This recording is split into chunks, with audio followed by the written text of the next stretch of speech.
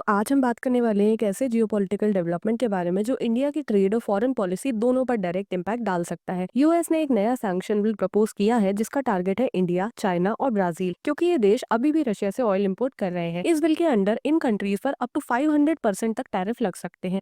आइए समझते हैं इस डेवलपमेंट के पीछे की पॉलिटिक्स, इकोनॉमिक रिस्क और इंडिया के लिए क्या ऑप्शन है। एक पावरफुल यूएस सेनेटर ने प्रपोज किया है कि जो कंट्रीज अभी भी रशिया से ऑयल खरीद रहे हैं उन पर बोन क्रशिंग टैरिफ लगाए जाने चाहिए, और अगर ये बिल पास हो जाता है तो इंडिया के एक्सपोर्ट्स पर 500% तक के टैरिफ्स लग सकते हैं, जिसका सीधा इम्पैक्ट होगा इंडिया के यूएस मार्केट एसेस पर। ऑल्सो ये बिल डोनाल्ड ट्रंप के सपोर्ट में भी है और यूरोपियन कंट्रीज भी इसको एंडोर्स कर रही हैं, जिसका मतलब है एक broader western unity against Russia. अब क्योंकि इंडिया की इकोनॉमी एक्सपोर्ट ड्रिवन है और यूएस एक मेजर ट्रेडिंग पार्टनर है, इसलिए अगर टैरिफ्स लगते हैं तो इंडियन कंपनीज के लिए यूएस मार्केट एसेस मुश्किल हो जाएगा, एक्सपोर्ट इंडस्ट्रीज को हैवी लॉस हो सकते हैं, एम्प्लॉयमेंट और इन्वेस्टमेंट साइकिल पर भी प्रेशर आएगा, इन्फ्लेशन और पॉलिसी अनसर्टेनिटी क्रिएट हो सकती है, और इसलिए इंडिया को अपनी एनर्जी और फॉरेन पॉलिसी दोनों रिकंसिडर करनी पड़ सकती है। इन सब में एक और इंटरेस्टिंग एंगल है ट्रंप का अपना पॉलिसी रिवर्सल। पहले उनका कैंपेन प्रॉमिस था यूक्रेन वॉर एंड करेंगे विद इन 24 आवर्स और गवर्नमेंट स्पेंडिंग कम करेंगे, लेकिन अब वो सपोर्ट कर रहे हैं heavy sanctions, defence budget expansion और रशिया के अगेंस्ट हार्ड लाइन स्टैंड्स। ये दिखाता है कि यूएस पॉलिटिक्स कितनी डायनेमिक है और किस तरह इलेक्शन के पहले जियोपॉलिटिकल प्रेशर शेप ले रहा है। अब बेसिकली यूएस का एम है रशिया को इकोनॉमिक आइसोलेशन के जरिए प्रेशर देना, लेकिन एक्सपर्ट्स कहते हैं कि पुतिन एक हाई रिस्क टेकर है और रशिया ने अपनी इकोनॉमी को वॉर इकोनॉमी बना लिया है। अब आइडियली इंडिया और चाइना मिलकर यूएस सैंक्शंस का कलेक्टिव रिस्पांस दे सकते थे, लेकिन ग्राउंड रियलिटी ये है कि इंडिया चाइना के रिलेशंस ऑलरेडी टेंस है और चाइना के पाकिस्तान के साथ क्लोज टाइज सिचुएशन को और कॉम्प्लेक्स बना देते हैं। इस वजह से कोऑर्डिनेटेड रिस्पांस का चांस बहुत कम है, जो इनडायरेक्टली यूएस को एडवांटेज देता है। वैसे तो इंडिया ने ईरान के केस में सैंक्शंस के बाद ऑयल इंपोर्ट करना बंद कर दिया था, और अब हो सकता है कि रशिया के केस में भी सेम डिसीजन लेना पड़े या फिर वेवर के लिए नेगोशिएट करना हो सकता है। बट वेवर मिल भी गया तो वो कंडीशंस के साथ आएगा, जैसे मिलिट्री अलाइनमेंट या स्ट्रैटेजिक कॉम्प्रोमाइसेस।